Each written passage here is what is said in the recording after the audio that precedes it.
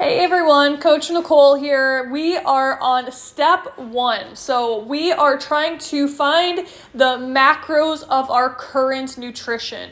So by tracking your current diet for a couple of days, this is going to give me the information I need to be able to evaluate your metabolism and figure out where we need to start your diet.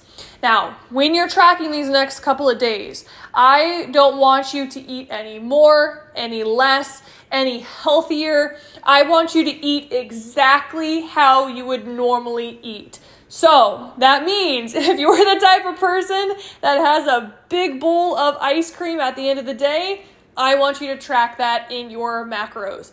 If you're the type of person that typically skips breakfast, even though you know you shouldn't, I want you to just skip that meal like you typically would. So then that way we can just get accurate information of how you normally eat. Same thing with eating out. If you typically eat out, put it in there too. Now, we want to make sure that all of this is accurate. So we need to have you weigh out and measure your food. So then that way we know exactly what type of portion size you're eating. So make sure you have a food scale, and then all of the food that you eat today, make sure you weigh it out so you know the exact measurements to put in the app. So let's go ahead and begin. Let's talk about how we put these foods in the app. So when you first sign up for your MacrosFirst account, it will ask you some questions about like height, weight, and age. Based off of that, it will give you a generic prescription of macros. We are just going to ignore that. We are just going to enter in whatever food we have today, no matter what the macros say. So, as you can see down below, we have our 3 meals, breakfast, lunch, and dinner, and then we have a snack category.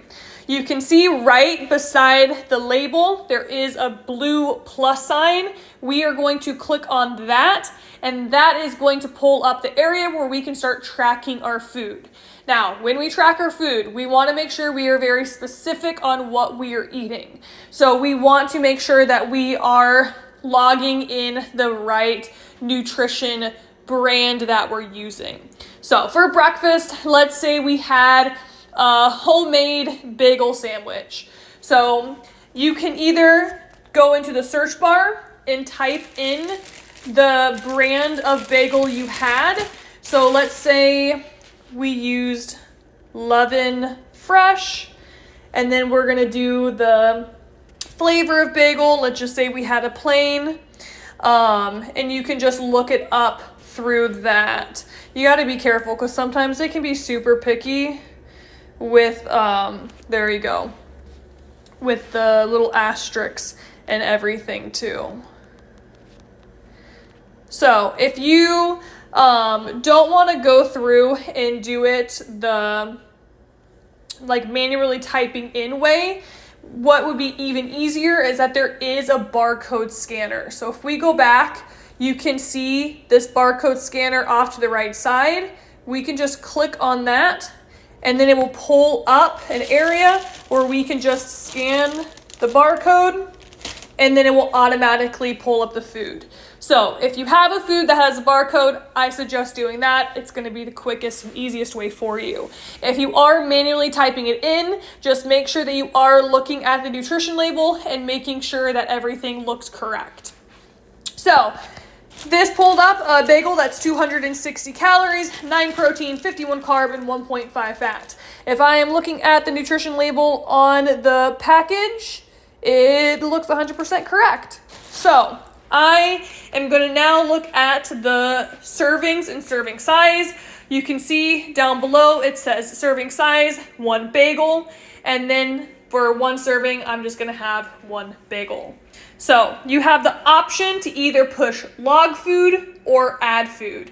If you push log food, it's going to put you right back to the main screen, and it is saved in your daily log. Now, if we type something in, let's say we're having an egg, and same thing, look at the serving size. We're going to have a large egg, and then look at the servings. Let's say we had 2 eggs. Now, if we're in that same scenario, we can also push add instead. If we push just add, it's basically in our queue. So it's not quite put and saved into our daily log yet. But let's go ahead and continue on. Let's finish out that egg sandwich. Let's say on top of that, I had some turkey bacon. So we're going to type that in. And then we're going to say it's from the brand Butterball. So from here, we're going to look at the serving size. We can either go by ounces, grams, or by the slice. To make it easy, we're going to go by the slice. We're just going to say we had 2 of them, and then we're going to push add. So again, you can see how I pushed add and not log, and now I have 2 foods in my review area. So you can push review and see exactly what you have for your breakfast meal. If you are happy with it, you can go ahead and push log, and then it saves it. So you're essentially just going to keep repeating that pattern with all of the food, all of the condiments, any drinks that you have, basically anything that is a calorie. You're going to repeat that process and just put it in your log. As you go on throughout the day and you add more stuff to your log, you will see the numbers up top start to increase, and that's just because you're adding more to your day. Now, once you have everything logged for the day, you can either, 1, screenshot this or just screen record so I can see all of the macros up top, which we want to make sure that we are slid to the second screen. And then I can also see all of your food from down below. Second option would just be to add me as a friend on MacrosFirst. That's probably going to be the easiest way. So then that way you don't have to send me a whole bunch of screenshots. I can just go in and see everything that you already logged. But that is going to be how to track your current macros. Once I review this information and give you your custom plan, we will go over tips and tricks on how to make this process easier and how you can pick out certain foods to hit your goals spot on. But thank you guys for watching, and I will chat with you later.